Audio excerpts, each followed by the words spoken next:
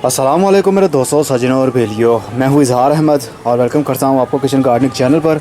और उम्मीद भी रखता हूँ कि आप सब लोग खैरियत से होंगे, फिटफाट होंगे, अच्छे से कामों में खूब अच्छे से बिजी होंगे। आज मैं उगाने वाला हूँ स्ट्रॉबेरी रूट्स। स्ट्रॉबेरी सीड से उगाई जाती है या फिर जड़ों से उगाई जाती है।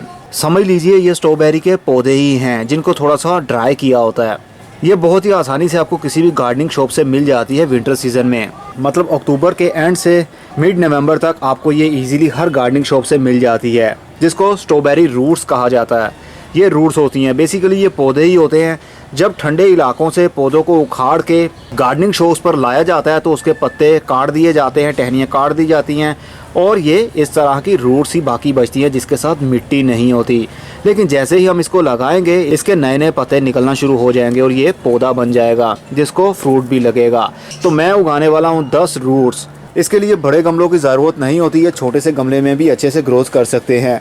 उसके लिए मैं ले रहा हूँ 5 इंच का गमला, जिसकी विड्थ भी 5 इंच है, मतलब चौड़ाई भी 5 इंच है और गहराई भी 5 इंच है। इसके अंदर मैं लगाऊंगा 2 पौधे। मेरे पास 10 पौधे हैं और हर गमले में मैं 2 पौधे लगाने वाला हूँ। 5 इंच के गमले में तो एक लगाना चाहिए, लेकिन मेरे पास इतनी स्पेस नहीं है कि मैं इनको जहाँ पर रखूँ और ठीक से केयर भी कर पाऊँ। इसलिए मैं चाहता हूँ कि इनको कम स्पेस में लगाया जाए। स्ट्रॉबेरी को सीड से भी ग्रो किया जाता है और रूट से भी ग्रो किया जाता है। सीड से ग्रो करना हर किसी के बस की बात नहीं होती और इसको सीड से अगर ग्रो करना हो तो जुलाई के मिड में इसकी सीडिंग की जाती है या जुलाई के स्टार्ट में। और जुलाई के महीने में हमारे इलाकों में बहुत गर्मी होती है। सीडिंग तो शुरू हो जाती है, मतलब बीज से पौधा बनना तो शुरू हो जाता है, लेकिन उसके बाद में आफ्टर केयर हमसे नहीं हो पाती, जिसकी वजह से पौधे मर जाते हैं। क्योंकि स्ट्रॉबेरी के प्लांट्स को ठंडक की ज़रूरत होती है, जो कि हम इनको टेम्परेचर ऑफर कर ही नहीं पाते। इसलिए सबसे बेस्ट यही रहता है कि गार्डनिंग शॉप से आप जब सीज़न आता है इसका तो रूट्स अवेलेबल होती हैं तो आप उनको उगा सकते हैं।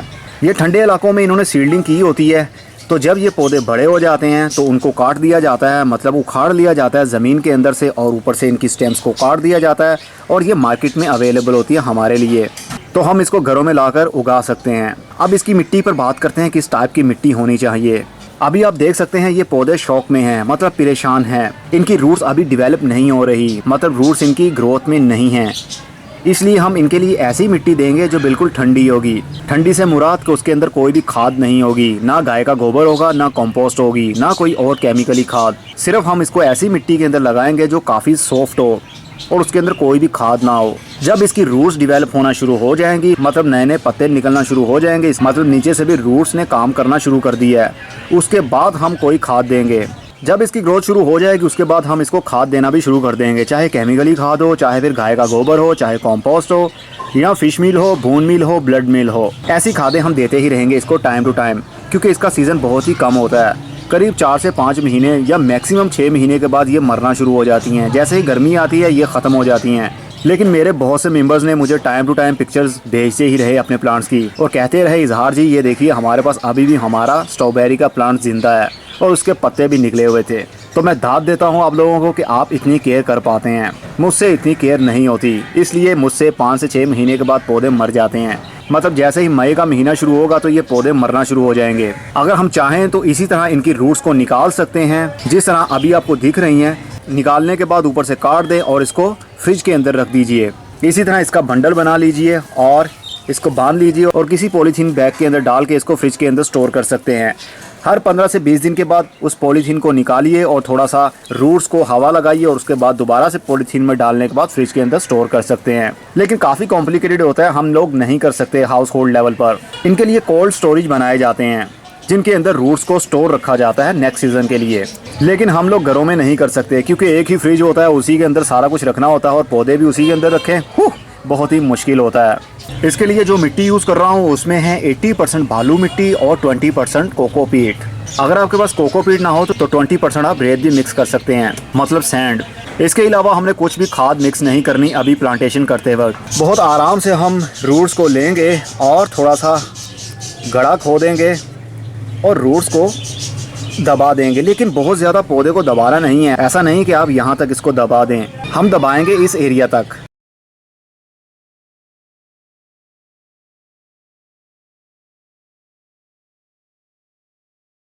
इसी तरह मैं हर गमले के अंदर लगा लेता हूँ।